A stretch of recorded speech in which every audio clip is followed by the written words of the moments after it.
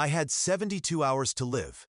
The lab results sat on my desk, and my hands were shaking so bad I couldn't even hold the paper straight. Arsenic. Someone was poisoning me slowly, carefully, for months. My name's Marcus Chen, 45 years old, CEO of Chen Capital Management, a finance firm my father built from nothing before he died when I was 8. Mysterious death, they said, heart attack. But now, staring at these lab results, I am wondering, was it really his heart? And here is the thing that is tearing me apart. The only people who could have done this, my wife Sarah or my mother, the two women I trusted most in this world. One of them wants me dead, but which one and why? See, 3 months ago, everything started falling apart. 3 months earlier, life was good. Actually, scratch that. Life was perfect. Too perfect. That should have been my first clue. I am sitting in my corner office on the 42nd floor of the Empire Building in Manhattan. Floor-to-ceiling windows. You can see the whole city from up here. Makes you feel like a king or a target. Depends on the day. My assistant knocked. "Mr. Chen, your mother's here." Mom walked in with that smile. You know the one, warm, loving, the smile that made you feel safe as a kid. Patricia Chen, 68 years old but looked 50. Always put together, always perfect. Marcus honey, Marcus honey. She kissed my cheek Saturday, down across from my desk like she owned the place. "We need to talk about the Henderson merger." "Mom, I told you, I am handling it." "Are you?" Her eyes went cold. Just for a second. So quick I almost missed it. "Because I am hearing things. Sarah's been acting strange. Making calls, secret meetings." My stomach dropped. "What are you talking about?" "I am just saying, a wife who is unhappy. She can do dangerous things." Mom leaned forward. "Remember what happened with the Johnsons. Wife found out about the affair, took everything, left him with nothing. Sarah wouldn't she?" Mom's voice got real quiet, real gentle. "That is how you know someone's about to stick the knife in. Marcus, sweetie, I am your mother. I see things. She is planning something. I can feel it." I wanted to tell her she was wrong, but the truth, Sarah and I had been fighting. Bad for months that night. I got home late. Our penthouse in Tribeca, 3,000 square feet of marble and glass, empty cold. Even with Sarah standing in the kitchen, "You are late," she said. Didn't even look up from her wine glass. Client dinner ran long. Right. She took a long sip. Client dinner. "That is what we're calling it now. Sarah, what is your problem?" She finally looked at me. Her eyes were red. Had she been crying? "My problem, Marcus, you've been different, distant. Something's going on and you won't tell me." "Nothing's going on. Don't lie to me." Her voice cracked. "I've been trying to help you, trying to protect you, but you won't let me in. Protect me from what?" She opened her mouth, closed it, shook her head. "Never mind, forget it." That is when I noticed the papers on the counter, divorce papers, number something else, legal documents. Before I could grab them, Sarah snatched them up. "What was that?" "Nothing, just nothing." She walked out. Left me standing there in our kitchen, feeling like a stranger in my own home. My phone buzzed. Text from Mom. "Told you, she is hiding something. Be careful, honey." The next morning, my CFO, Robert Martinez, dropped the bomb. "Marcus, we've got a problem." Robert's 42, been with the company for 15 years, loyal, or so I thought. "Someone's been accessing our offshore accounts, moving money around." "How much?" $4 million so far. Small amounts spread out over 6 months. Smart, professional. My blood went cold. "Who has access to those accounts?" "You, me, your mother, and Sarah. You gave her signature authority last year, remember, for the charity foundation, Sarah." It had to be Sarah. But here is what made me sick. I wanted it to be her. Because if it wasn't Sarah then, Robert, I need you to do something for me, quietly. Check Sarah's activity. Her calls, her emails, her meetings. Everything. He looked uncomfortable. Marcus, that is your wife. Just do it. 2 days later, Robert came back with a folder. Thick. Too thick. She has been meeting with someone. A private investigator named Jake Morrison. 3 times in the past month. My hands clenched. Why would she need a pie? That is not all. Robert pulled out photos. Sarah sitting in a cafe with this Jake guy, leaning in close, laughing. They look pretty friendly. The room started spinning. Mom was right. Sarah was planning something. Divorce worse. There is more. Robert's voice got real quiet. The money that is missing. It is going to an offshore account in the Cayman Islands. The account was opened 3 months ago. Same day Sarah met with the pie. I couldn't breathe. My wife, my Sarah. The woman I'd been married to for 12 years. She was stealing from me. Planning to destroy me. But why? That night, I confronted her.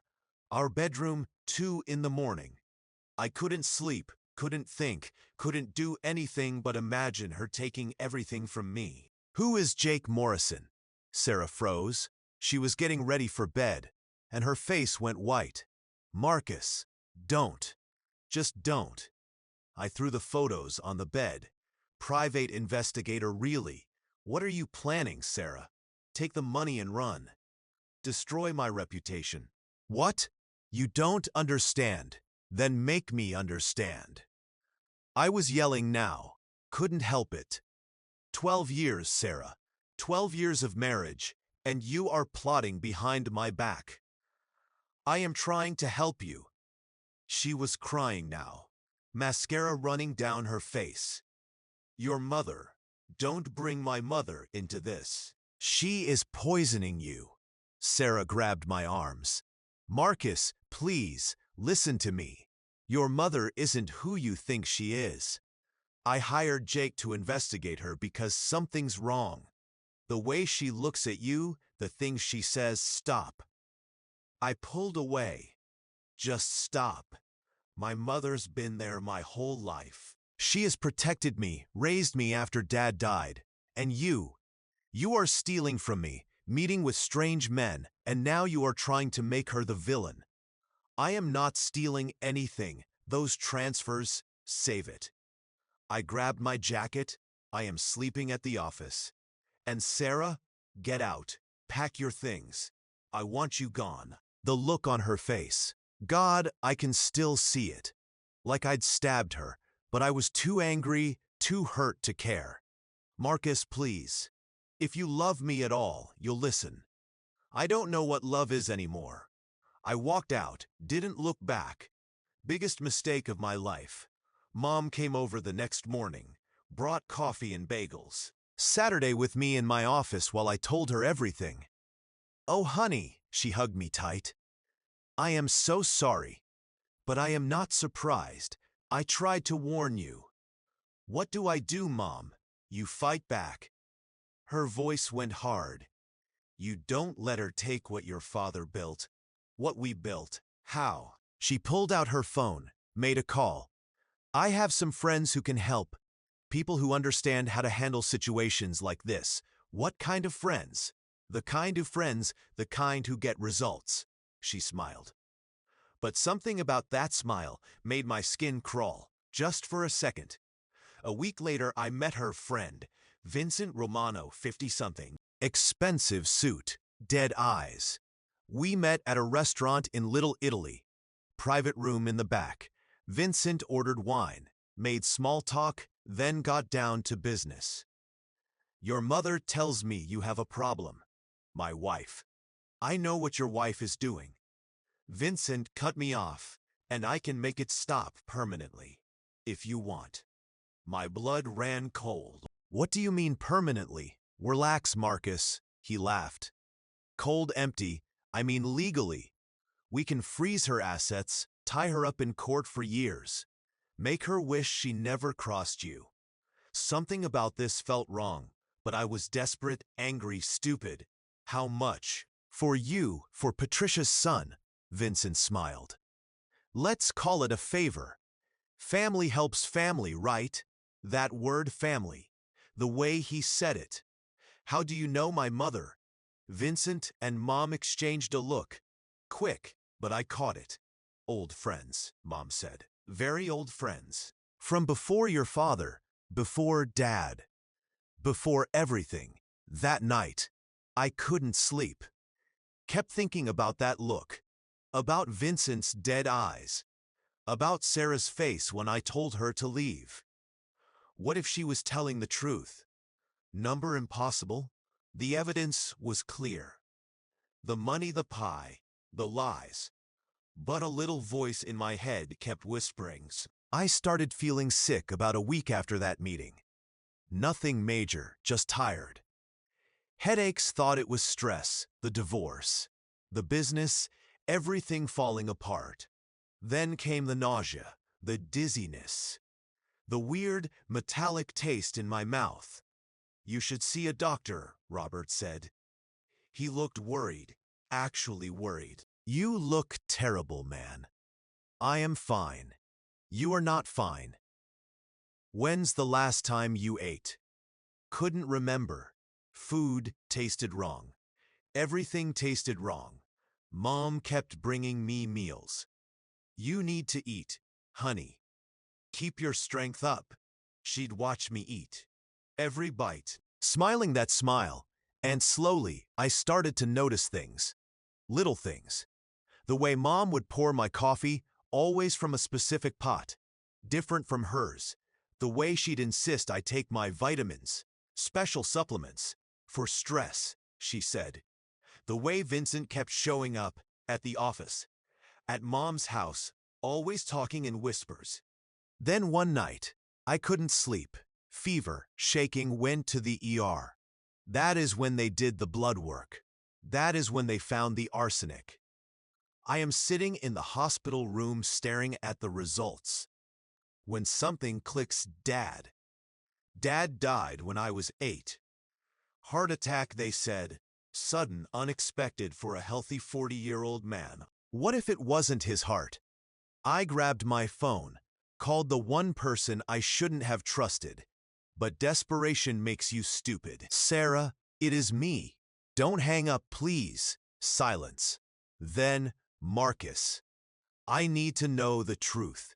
Everything. What did you find out about my mother? Are you ready to listen? I am in the hospital. Someone's been poisoning me. Arsenic for months, I heard her gasp. Oh my God. Marcus, where are you? I am coming. Number first. Tell me. What did Jake find? Sarah took a deep breath. Your mother. She has been working with Vincent Romano for 25 years. Since before your father died. Marcus, Vincent's not just some businessman. He runs the Romano crime family. And your mother. What mother? She was having an affair with him while she was married to your father. Jake found bank records. Payments from Vincent to your mother starting 27 years ago. They never stopped. The room started spinning.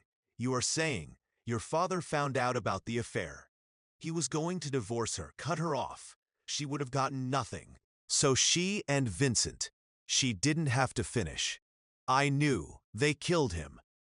My mother and her Mafia boyfriend killed my father. And now I was next. Why? My voice cracked. Why would she want me dead? I am her son. That is what Jake was trying to figure out. He traced the money from your offshore accounts. Marcus, it is not going to some random account. It is going to Vincent. Your mother's been embezzling from your company for months, building up a nest egg. And you are starting to ask questions, getting too close. I never asked. You were going to.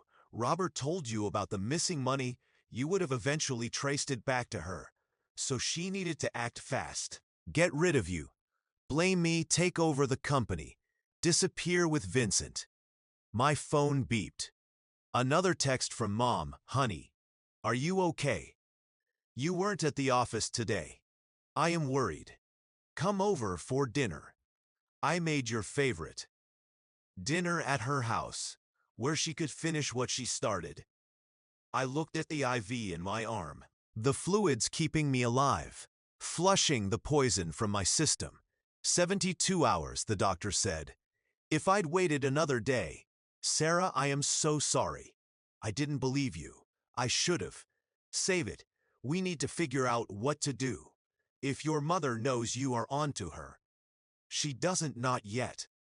My mind was racing. Sarah, I need you to trust me. I have a plan, but it is going to be dangerous. And I need Jake. Is he still investigating? Yes. He has been digging into Vincent's organization. He has got evidence. Lots of it, but Marcus, these are dangerous people, if they even suspect. They won't? Because I am going to give them exactly what they want. What do you mean? I smiled. First time in weeks I am going to die. The funeral was beautiful. Mom really outdid herself. White roses everywhere. My favorite, she told everyone, except they weren't my favorite. She never knew that. Sarah always knew.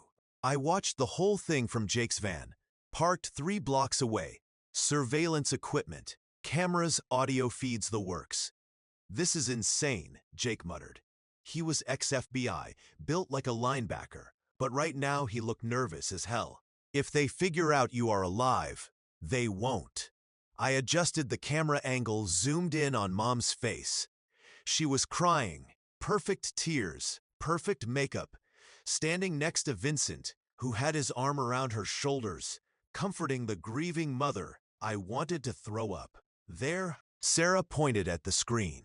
She'd been quiet since we set this up. Wouldn't even look at me. Couldn't blame her.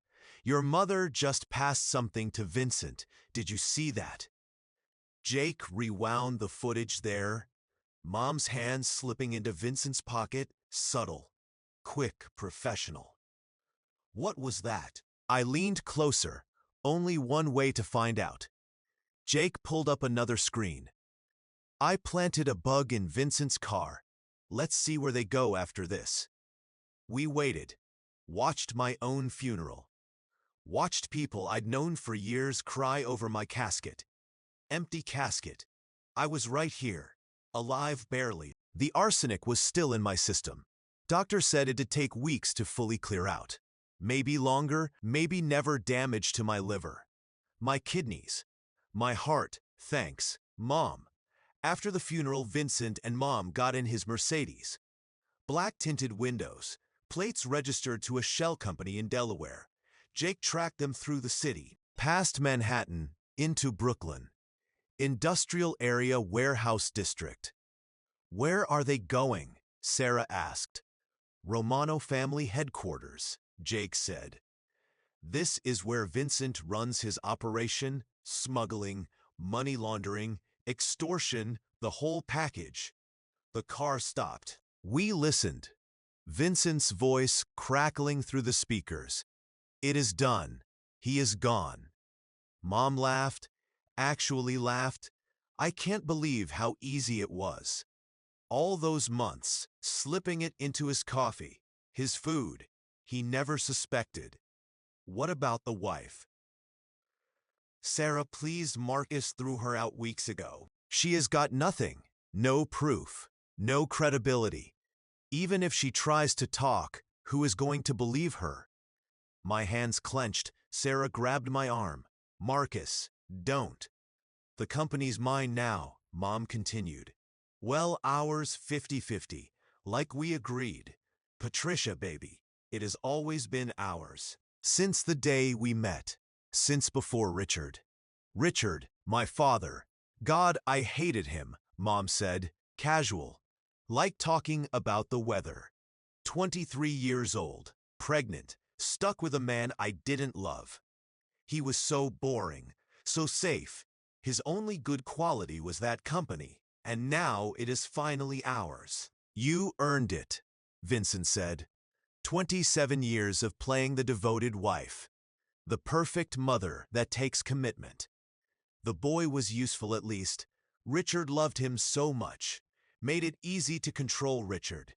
Do this for Marcus's future.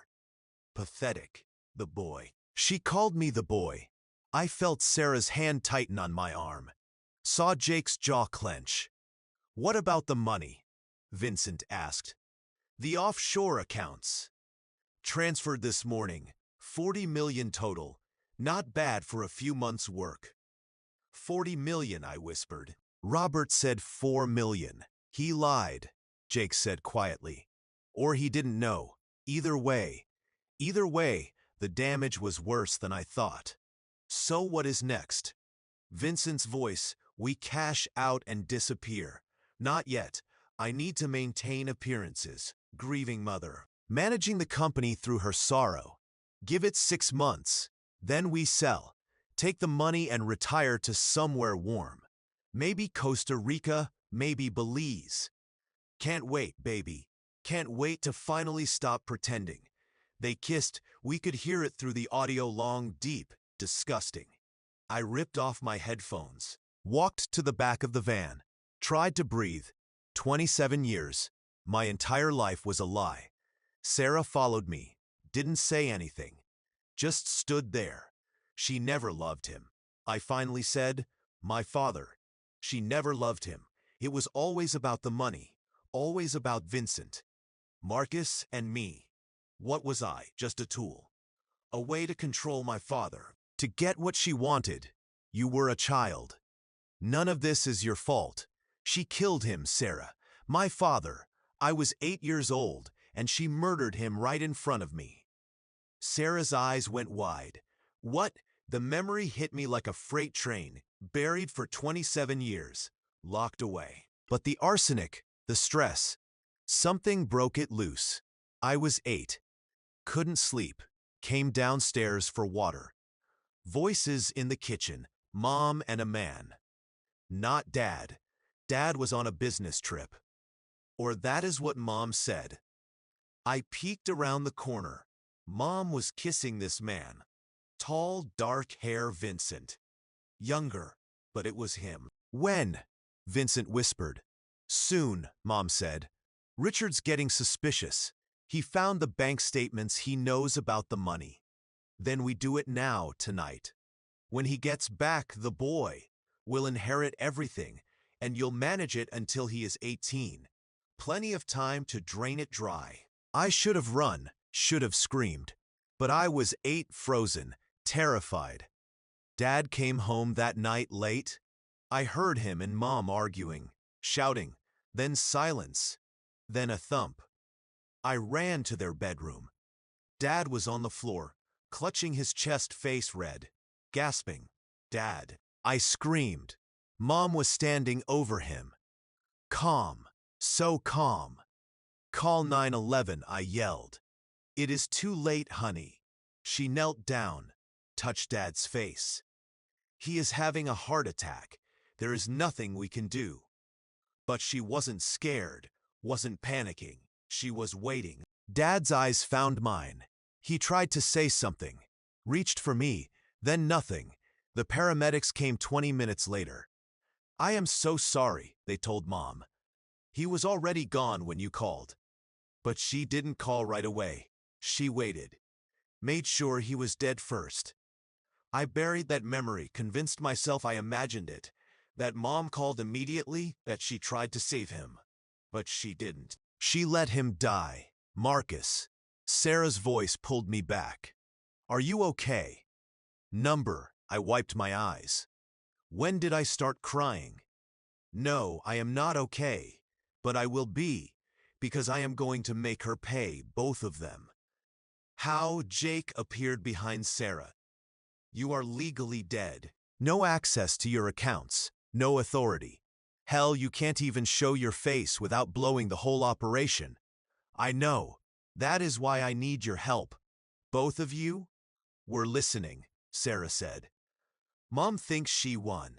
She has got the company, the money, everything. But she made one mistake. What is that? Robert, my CFO. He is loyal. Actually loyal. And right now Mom thinks he is on her side. But he is not. Jake nodded slowly. You want to use him as an inside man. Exactly, Robert can access everything. Files, accounts, security footage. He can track every move Mom makes, every transfer, every meeting with Vincent. And when we have enough evidence, we take it to the FBI, Sarah finished. RICO charges, conspiracy, murder, we bury them. But we need proof, Jake said. Real proof, not just audio recordings. We need documents. Money trails bodies. Dad's bodies. We exhume my father, I said. Test for poison. If Vincent and Mom killed him the same way they tried to kill me, arsenic would still be in his system. Jake said, in his bones, his hair. It doesn't break down even after 27 years. Then that is where we start. Getting a court order to exhume a body when you are legally dead is tricky. But Jake had connections. Former FBI buddy who owed him a favor. Judge who hated the Romano family. 2 weeks later, they dug up Dad's grave. I couldn't be there. Too risky. But Sarah went. Stood in the rain while they pulled up the casket. She called me after. Her voice was shaking.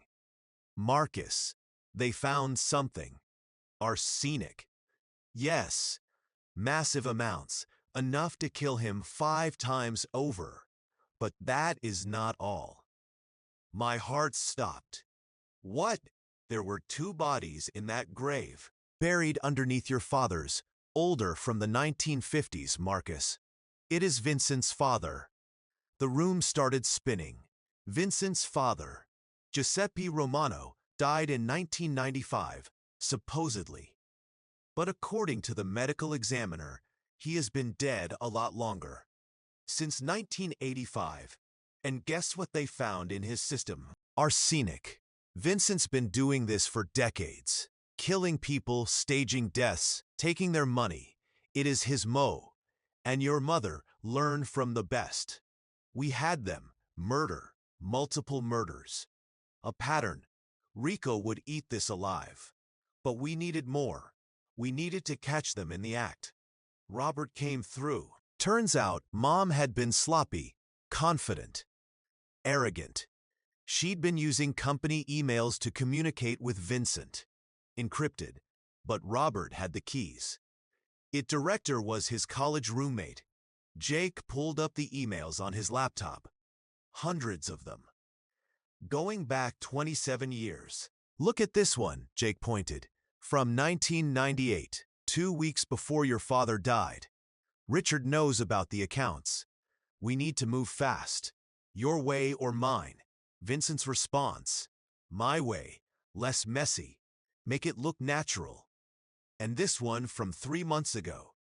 Jake clicked another file. Marcus is asking questions about the offshore accounts. Getting too close. We need to do something. Same as Richard. It worked before. Yes, but slower this time. Don't want to raise suspicion. 6 months should do it. My hands were shaking. 6 months. She'd been planning to kill me for 6 months. There is more. Robert's voice came through the speakerphone. I found transfers. Dozens of them. Money from the company going to shell corporations. All owned by Vincent. We're talking hundreds of millions over the years. Not just from you. From other families too. Other clients of Vincent's. How many others? I asked. At least 15. All CEOs, all finance guys. All dead within the past 20 years. All heart attacks or accidents. And all had wives or mothers connected to Vincent's organization. It was bigger than I thought. Way bigger. We're not just taking down Mom and Vincent, I said slowly. We're taking down his entire operation. Which makes it more dangerous, Jake warned. The Romano family has reach. Cops on the payroll, judges, politicians. If they even suspect you are alive and coming for them, they'll kill everyone I love. I know. I looked at Sarah. Which is why we end this fast. One shot. All or nothing. What is the plan? Robert asked. We give them what they want. The ultimate prize. Then we take everything. The board meeting was scheduled for Monday. Mom had called it emergency session to discuss the future of Chen Capital Management in light of Marcus's tragic passing. Translation: she was taking over. Officially, legally, completely. Robert had arranged everything. Board members, lawyers, accountants, all gathered in the conference room on the 42nd floor. Mom walked in wearing black, still in mourning. Still playing the grieving mother. Vincent was there too. Moral support, he said. Sitting in the back, watching. Thank you all for coming. Mom began. Her voice was soft. Sad, perfect. These past few weeks have been the hardest of my life. Losing my son, my only child. There are no words. She actually managed to cry. Real tears. How does someone do that? But Marcus would want us to continue. To keep his legacy alive. That is why I am proposing a restructuring. I'll take over as CEO. Robert will remain CFO and will bring in new blood, fresh perspective. What kind of fresh perspective? One of the board members asked. Vincent Romano has graciously agreed to join us as a strategic advisor. His expertise in international finance will be invaluable. There it was, getting Vincent inside the company, legitimizing him, making it easier to loot everything. I don't know, another board member said. This seems rushed. Marcus only died 3 weeks ago. Maybe we should wait. Wait for what? Mom's voice got hard. Just for a second. The company needs leadership direction. Every day we wait, we lose ground to competitors. I agree with Patricia, Vincent said from the back, standing up, walking to the front, taking control. Marcus was a brilliant man, but he is gone, and in this business sentiment is a luxury we can't afford. The room went quiet. You could feel it. The shift, the power dynamic changing. Robert caught my eye. Tiny nod. It was time. Before we vote, Robert said, standing up, I have some documents to share. Financial records, transfers, emails. I think the board should see them before making any decisions. Mom's face went pale. Robert, what are you? Just due diligence, Patricia. You understand. He clicked the projector, pulled up the first email. The one from 1998, about killing my father. The room exploded. Board members shouting. Lawyers scrambling. Vincent moving toward the door. That is when the FBI burst in. 12 agents, guns drawn. Led by Jake's buddy, Special Agent Dennis Walsh. Patricia Chen, Vincent Romano. You are under arrest for conspiracy to commit murder, wire fraud, racketeering, and about 30 other charges. I don't have time to list. Mom's face was frozen. Pure shock. She looked at Vincent. You said this was safe. You said, shut up, Vincent snarled. Don't say another word. Oh, I think she'll have plenty to say. Walsh smiled. Especially when she finds out about the other women. What other women? Mom whispered. You think you are special, Patricia. Vincent's been running this scam for 40 years. You are number 7, and the last one, she is still alive. In witness protection, ready to testify. Mom's legs gave out. She collapsed into a chair, mascara running. Face destroyed. Vincent lunged at Walsh. Big mistake. 2 agents tackled him, slammed him face first into the conference table. Marcus Chen is dead, Vincent screamed. You've got nothing, no victim, no case. Actually, a voice said from the doorway. My voice? I am feeling pretty lively. I walked in, 3 weeks of beard growth, 20 pounds lighter, but alive. Mom's face, when she saw me. I'll remember that forever. Pure terror. Pure disbelief. Hello, Mother. She tried to speak. Nothing came out. Surprised. You should be. Turns out surviving poison is easier when you know you are being poisoned. When you stop eating Mom's home cooking. Marcus.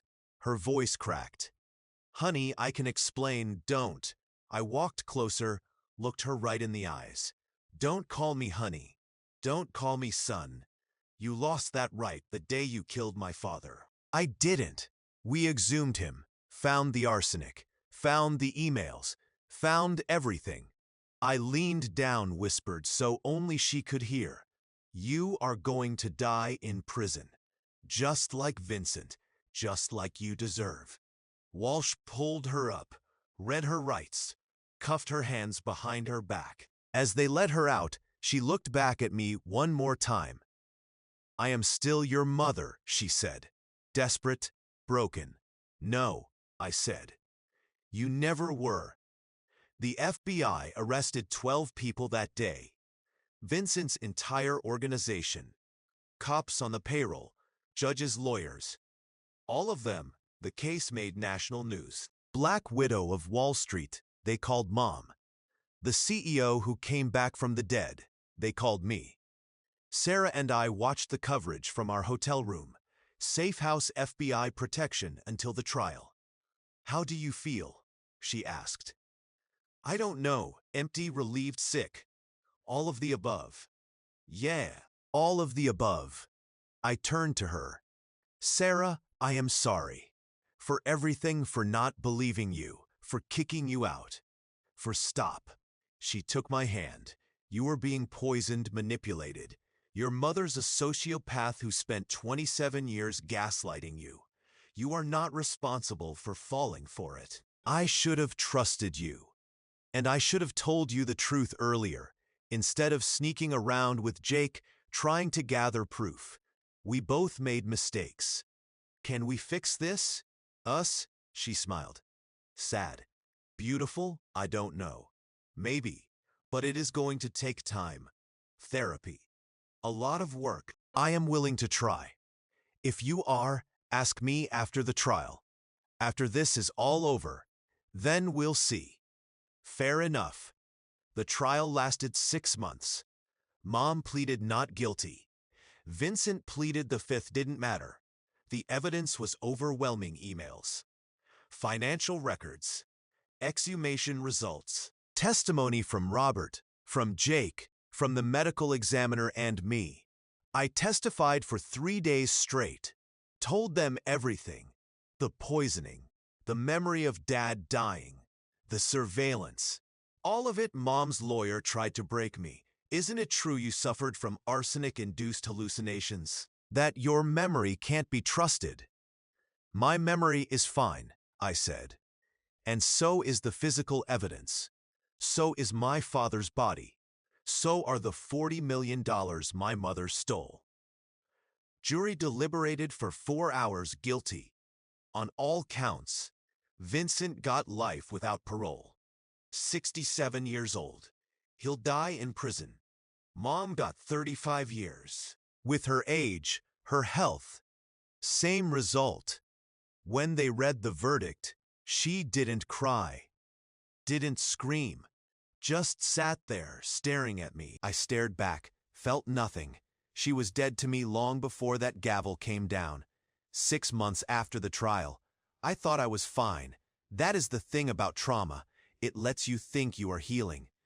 Then it comes back and kicks you in the teeth. I was sitting in my office, 42nd floor, same view, different man looking out the window. The company survived. Barely. Investors pulled out, clients ran. Media circus destroyed our reputation. But Robert and I rebuilt. Slow, painful, one client at a time. Sarah and I were. Complicated. We'd been doing therapy, both individual and couples. Some days were good. Some days I'd look at her and see the woman I threw out, the woman I accused, the woman I should have trusted. Guilt's a heavy thing to carry. Marcus, Robert knocked. Came in without waiting. That was new. After everything, formalities seemed stupid. We got a problem. My stomach dropped. These days, problem could mean anything. What kind? Someone's been accessing our servers remotely, using your father's old login credentials. The room went cold. That is impossible. Those credentials were deactivated 27 years ago. Should have been, but someone reactivated them 2 days ago, and they've been downloading files, lots of files. What kind of files? Robert's face went pale. Everything: client lists, financial records, security protocols, everything about the Romano case, everything about your mother. Who has that kind of access? That is the thing. The IT guys traced the IP address. It is coming from inside the prison, from your mother's cell block. Number: no way. She is in maximum security. No internet access. No phone, except monitored calls. How? I don't know. But Marcus, there is more. Robert pulled out his phone, showed me a photo. This was delivered to my house this morning. No return address, no note. The photo showed my father young, maybe 30, standing next to a woman, not mom, someone else, beautiful, dark hair, pregnant, and on the back, written in handwriting. I recognized mom's handwriting. Ask Marcus who he really is. I couldn't breathe, stared at that photo for 10 minutes straight. Marcus, talk to me. Robert sat down. What does this mean? I don't know. I need. I grabbed my phone, called Jake. I need you to run a DNA test now. Wouldn't a test for what? Meme against my father's remains, and find out who this woman is. I sent him the photo. I need to know if Richard Chen was actually my father. Silence. Then, Jesus, Marcus, you think. I don't know what I think. Just do it. Jake called back 3 hours later. I was still in my office. Hadn't moved. Couldn't. Nudna results will take a week. But I found the woman. Her name was Elena Marchetti. She died in 1979. Car accident. She was Vincent Romano's sister. The world tilted sideways. Say that again. Vincent's sister. She and your father had an affair in 1978, right before she died. Marcus, there is something else. Elena was 8 months pregnant when she died. The baby survived the crash, was adopted out through a private agency. When was I born? The 15th of March, 1980. Same timeline. Same goddamn timeline. Find out who adopted that baby, now.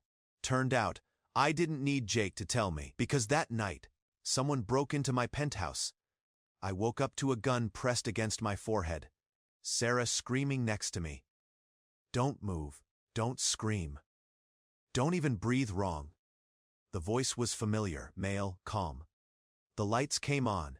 Vincent Romano was standing in my bedroom, except Vincent was in prison. Supermax, 23-hour lockdown. Surprised? He smiled. Dead eyes. Same eyes from that restaurant. You should be. Want to know how I got out? Your mother, turns out, she has got friends you don't know about. Friends with long reach. Friends who don't like rats. The FBI will find my cell empty in the morning, and a very confused guard with no memory of the past 6 hours and a very fat bank account. Vincent moved the gun from my head to Sarah's. Now, we're going to have a conversation. And if you cooperate, your wife lives. If you don't, what do you want? The truth, the files your father kept, the real files, not the ones you gave the FBI, the ones about the Marchetti family, about Elena, about you. I don't know what you are talking about. Vincent cocked the gun. Wrong answer. Wait. Sarah grabbed my arm. Marcus, just tell him, please. I don't. Then it hit me. Dad's safe deposit box. The one Mom never knew about. The one I found after the trial. I hadn't opened it yet. Couldn't bring myself to. There is a box. At First National Bank downtown. Safety deposit box 447. I have the key. We drove to the bank. 4 in the morning. Vincent in the back seat, gun pressed against Sarah's ribs. Me driving, hands shaking. "Why are you doing this?" I asked. "You are already in prison for life. What difference does it make?" "Because that box contains something I've been looking for since 1979.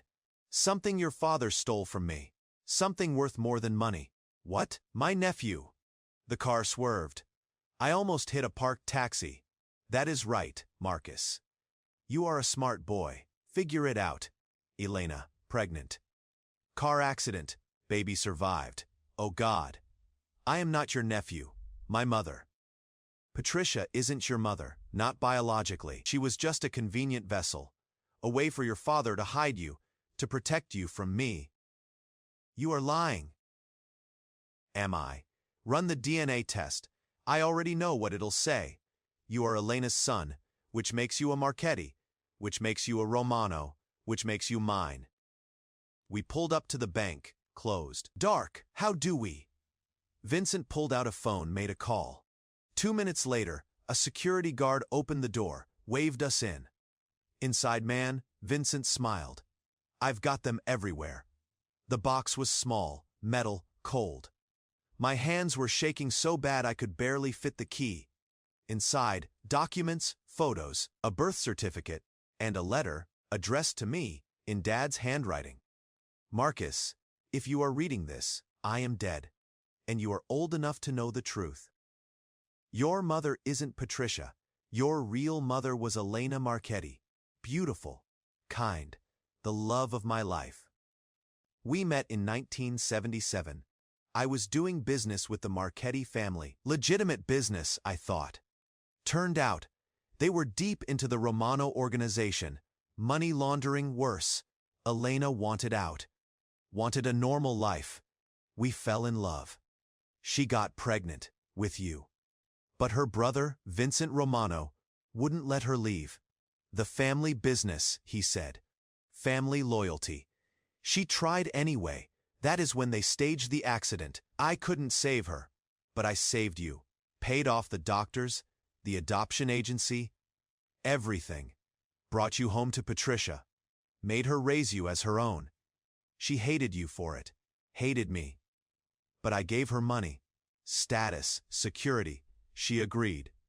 Vincent's been looking for you for 27 years. The Marchetti fortune, Elena's inheritance, legally belongs to you. $40 billion. Hidden in accounts across Europe. Vincent wants it. That is why he is coming for you. Stay hidden. Stay safe. Don't trust anyone named Romano. I am sorry I couldn't tell you this while I was alive.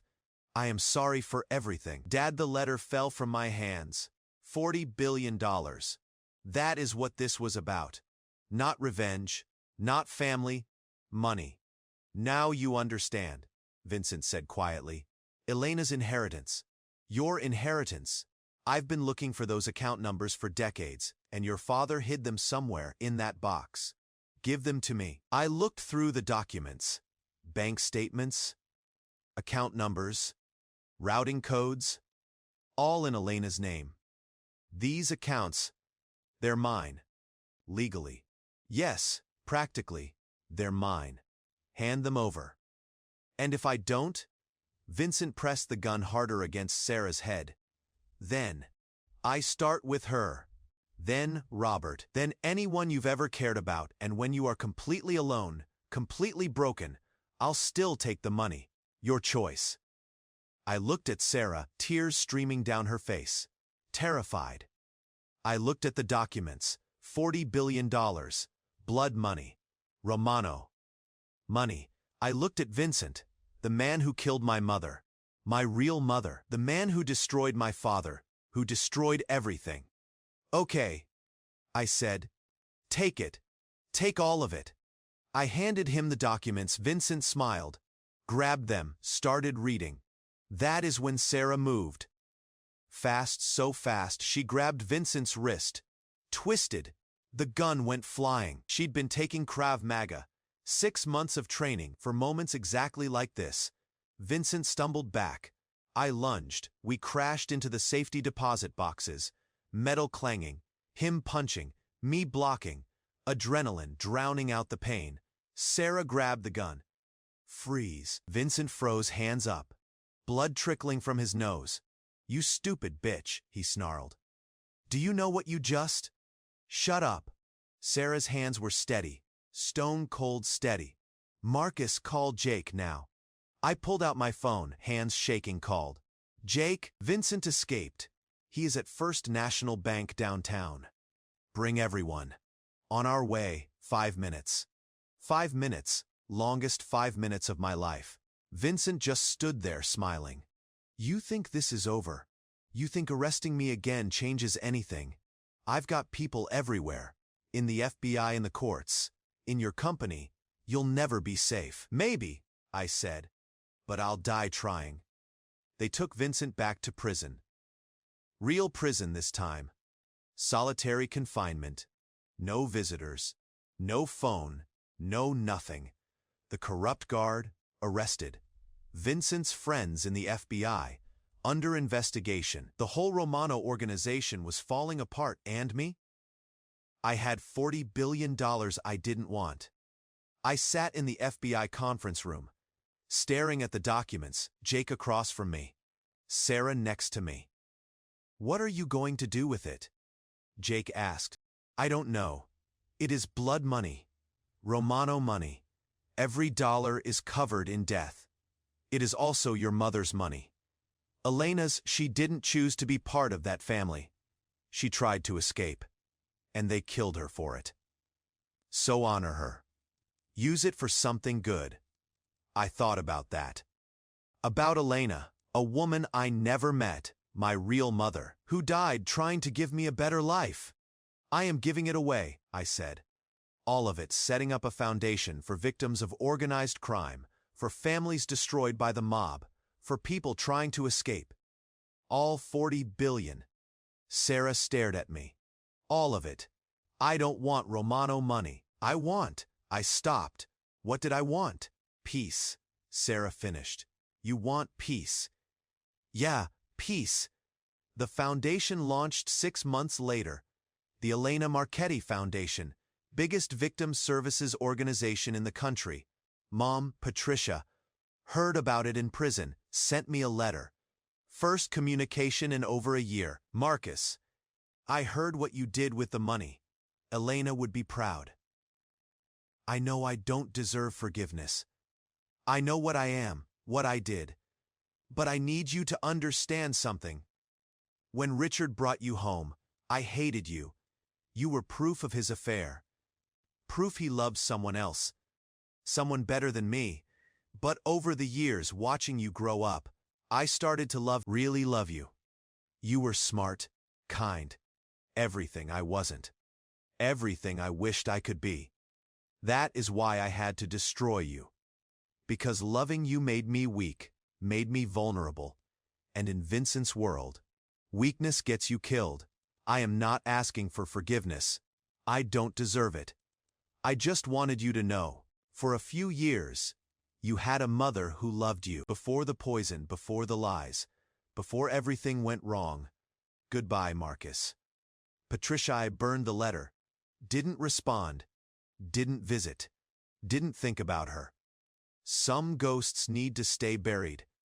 Sarah and I got remarried. Small ceremony, just Robert, Jake, a few close friends, no press, no drama. Just us. You sure about this? She asked the night before. After everything I put you through. After everything you put me through. I laughed. Sarah, you saved my life. You believed in me when I didn't believe in myself. You took a bullet, almost for me. If anything, I don't deserve you. We're both damaged goods. Perfect match. Perfect match. The ceremony was simple. Judge from the Romano case officiated. Ironic. But fitting. When the judge said, "You may kiss the bride." I pulled Sarah close, whispered in her ear. "Thank you for not giving up on me." "Never," she whispered back. "Never." Life got normal, or as normal as it gets when you are a CEO who came back from the dead and dismantled a crime family. The company recovered. Clients came back. Investors returned. Chen Capital Management was stronger than ever. Robert became co-earned it, deserved it. Loyal to the end, Jake started his own security firm, specialized in protecting executives from organized crime. Business was booming. And me? I started sleeping through the night, started eating without checking for poison, started trusting again slowly, carefully. But genuinely, 2 years after the trial, I got a call from the prison. Patricia Chen had died, heart attack, natural causes. They asked if I wanted to claim the body. Have a funeral. I said no. Let the state bury her. Let her disappear. Let her be forgotten. Vincent died 6 months later. Shiv to the throat in the prison yard. Rival gang payback for something from 30 years ago. The Romano Empire was gone, scattered, destroyed. And I was free. Sarah got pregnant. We found out on a Tuesday. Regular checkup, routine ultrasound. Congratulations, the doctor smiled. You are having a boy. A boy, a son. I held Sarah's hand, tried not to cry, failed. What should we name him? Sarah asked later. We were in bed, her head on my chest, my hand on her stomach. Not Marcus, I said. Not Richard. Nothing from the past. What about something new? Something hopeful. Like what? Phoenix, rising from the ashes. I smiled. Phoenix Chen. I like it. Phoenix it is. The day Phoenix was born was the happiest day of my life. 7 pounds, 3 ounces. Perfect. Beautiful. Our Sai held him in the hospital room, tiny fingers wrapped around mine. Eyes closed, completely trusting. I am going to do better, I whispered. Better than my father. Better than Patricia. Better than all of them. You are going to know you are loved every single day. No secrets, no lies, just love. Phoenix yawned, didn't care about my speech, just wanted food and sleep. Sarah laughed. He is already tired of your promises. Smart kid. 5 years later, I am watching Phoenix play in our backyard. Big house in Westchester, far from the city, far from the past. He is chasing butterflies, laughing, completely innocent, completely happy.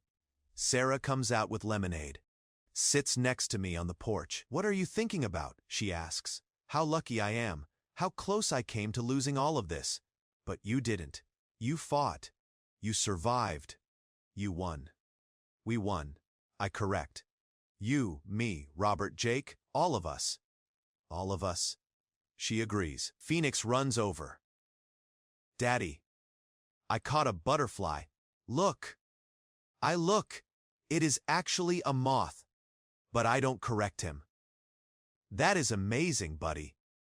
What are you going to name it? Freedom. He lets it go. Watches it fly away. Because freedom is the best name ever. Freedom. Yeah, that is exactly what this is. Sometimes I still have nightmares. Mom standing over Dad. Vincent's gun pressed to my head. The lab results showing poison in my blood. Sometimes I wake up shaking, covered in sweat. Convinced it is happening again. But then I look over. See Sarah sleeping next to me. Hear Phoenix breathing in the next room. Remember where I am, who I am, what I survived. And I breathe. In, out, in, out. I am alive. I am free. I am home. The ghosts are gone. The poison is out. The lies are over. This is my life now. Real. Honest mine. And nobody, not Mom, not Vincent, not anyone, can take that away from me. Last week, I got a letter, no return address, postmarked from Europe. Inside was a single sentence. The Romano family remembers. I showed it to Jake. He wanted to increase security. Hire bodyguards, move us to a safe house. I said no. I am not running anymore, I told him. I am not hiding. If they want to come for me, let them come. But I am not going to live in fear. Marcus, these people are dying out. The old generation's gone. The new generation. They don't care about 40-year-old vendettas. They're too busy with their own problems. You sure about that? Number, but I am tired of being afraid. Tired of looking over my shoulder. I want to live, Jake. Actually live. He didn't like it. But he understood. So I threw the letter away, kissed my wife, hugged my son, went to work, and lived. Because that is what survivors do. We survive, we heal, we live, and we don't let the dead drag us down with them. Phoenix is 15 now, smart kid, top of his class, wants to be a lawyer. Help people who can't help themselves. Like what you did with the foundation, Dad, he said last week. I smiled. Didn't tell him the whole story. Not yet. He is not ready. Someday I will. Someday, he'll know about Patricia, about Vincent, about the poison and the lies in the fight. But not today. Today, he is just a kid, playing basketball, hanging with friends, worried about homework and girls and normal teenage stuff. That is how it should be. Sarah and I are stronger than ever. Therapy helped. Time helped, but mostly, choosing each other every single day helped. Do you ever regret it? She asked last night. Not taking the money. Giving it all away? Never, not once, even though we could have been billionaires. We're rich in the ways that matter. We've got each other. We've got Phoenix. We've got peace. That is worth more than $40 billion. She kissed me. I love you, Marcus Chen. I love you too, Sarah Chen. Robert retired last year, moved to Florida, plays golf, calls me every Sunday. How is business? He always asks. Good. Great. We're expanding into Asia. Without me, rude. You are retired. Old man, enjoy it. I am, but I miss the chaos, the excitement. No, you don't. You miss the free coffee and the corner office. That too. Jake's firm is massive now. 300 employees, offices in 12 cities. He is the go-to guy for executive protection. Never thought I'd owe my success to a crime family. He joked last month. Silver lining? Something like that. The foundation's helped over 50,000 people, victims of trafficking, extortion, violence. Given them resources, protection, hope. Elena would be proud. I think, I hope. I visit her grave sometimes, bring flowers, tell her about Phoenix, about Sarah, about the life she gave me by dying. Thank you, I always say, for everything. The wind rustles the trees. Maybe it is her. Maybe it is just wind. Either way, I feel her. Watching, protecting, loving, my real mother. Life's good now, not perfect. Nothing's perfect, but good. Honest. Real. I wake up every morning grateful, go to sleep every night at peace. The poison's gone. The lies are over. The ghosts are buried. And me. I am finally free. Free to love, free to live. Free to be Marcus Chen, not Patricia's son, not Richard's heir, not Vincent's nephew, just Marcus. Husband, father, survivor. And that is enough, more than enough. That is everything.